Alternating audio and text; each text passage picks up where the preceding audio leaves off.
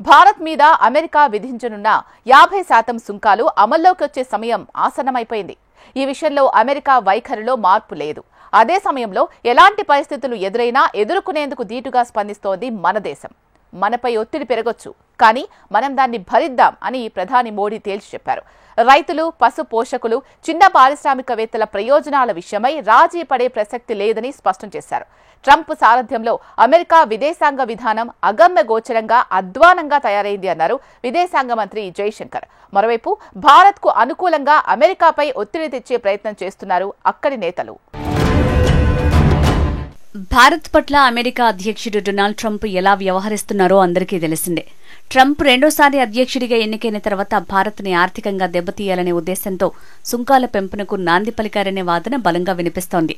భారత్పై వరుస సుంకాలతో ఇరుకున పెట్టే యత్నం చేస్తున్నారని అంటున్నారు అధ్యక్షుడు ట్రంప్. భారత దిగుమతులపై తొలుత 25% సుంకాలు, అనంతరం అదనంగా మరో 25% ప్రకటించడం తెలిసిందే. రెండు కలిపి 50%కి చేరుకున్నాయి. ఇవి ఈ నెల 27 నుంచి అమల్లోకి రానున్నాయి.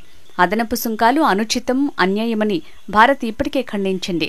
దేశ ప్రయోజనాలను కాపాడుకునేందుకు అన్ని చర్యలు తీసుకుంటామని స్పష్టం చేసింది.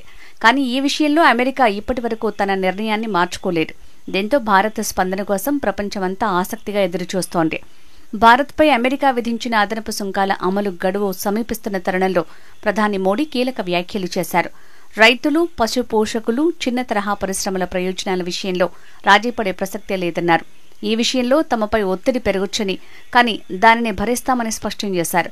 ఆర్థిక ప్రయోజనాల చుట్టూ ప్రపంచ రాజకీయాలు తిరుగుతున్నాయన్నారు.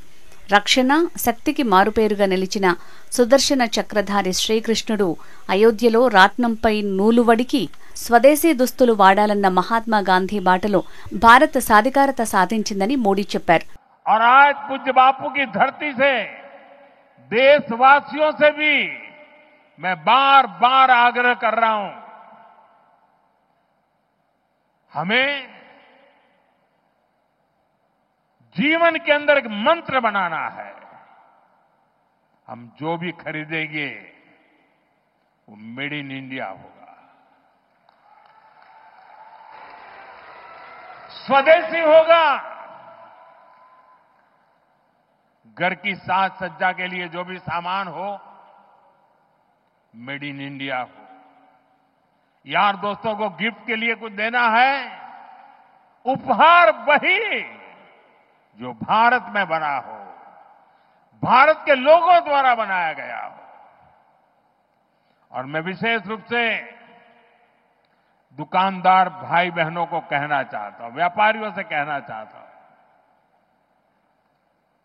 इस देश को आगे बढ़ाने में आप बहुत बड़ा योगदान कर सकते हैं. आप तय कर लीजिए, विदेशी माल नहीं बेचेंगे. और बड़े गर्व के साथ बोर्ड लगाइए कि मेरे यहां स्वदेशी बिकता है. భారత్ నుంచి ముడి చమురు సహా పలు రకాల శుద్ధి చేసిన ఉత్పత్తులను కొనడం మీకు ఇబ్బంది అనుకుంటే అస్సలు కొనొద్దని ట్రంప్ సర్కారుకు భారత విదేశాంగ మంత్రి జైశంకర్ తెగేసి చెప్పారు. ట్రంప్ పాలనా యంత్రాంగం అనుక్షణం స్వప్రయోజనాలతో వాణిజ్యం చేస్తూ భారత్ సైతం అదే పని చేస్తుంటే తప్పుబట్టడం హాస్యాస్పదంగా ఉందని జైశంకర్ వ్యాఖ్యానించారు. మా సరుకు కొనాలని మీపై ఒత్తిడి చేయట్లేదు కదా. మీరు భారతీయ చమురు ఉత్పత్తులను కొనకపోతే వేరే దేశాలు కొంటాయి. సరుకులను యూరోప్ అమ్ముతుంది, అమెరికా కూడా అమ్ముతుంది, భారత్ సైతం అమ్ముతుంది. మావి వద్దనుకుంటే సమస్య అనుకుంటే కొనకుండా సరిపోతుంది కదా అని జైశంకర్ వ్యాఖ్యానించారు. అమెరికా సంప్రదాయక విదేశాంగ విధానానికి ట్రంప్ తిలోదకాలిచ్చారు. ఏ దేశం గురించి ఆయన ఏమనుకుంటున్నారో ఎవరికీ తెలియదు. అసలు ట్రంప్ సారథ్యంలో అమెరికా విదేశాంగ విధానం అగమ్య గోచరంగా అధ్వానంగా తయారైంది. ఇలాంటి విదేశాంగ విధానాన్ని ఇంత బాహాటంగా అమలు చేసిన అమెరికా అధ్యక్షుడిని ప్రపంచం కనివిని ఎరగదు అంటూ ఢిల్లీలో జరిగిన ఓ కార్యక్రమంలో కుండబద్దలు కొట్టినట్లు చెప్పారు జైశంకర్. భారత్ మీద సుంకాల విధింపు విషయంలో అమెరికన్ నాయకుల్లో భిన్నాభిప్రాయాలు ఉన్నాయి.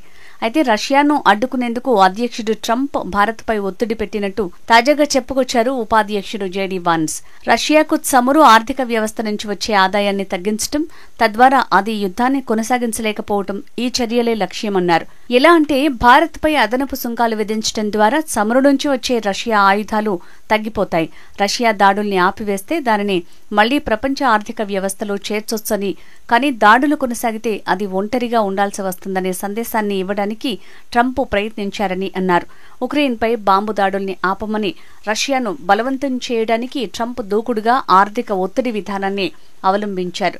భారత్ ద్వితీయ సుంకాలను విధించడం కూడా ఇందులో భాగమని తెలిపారు.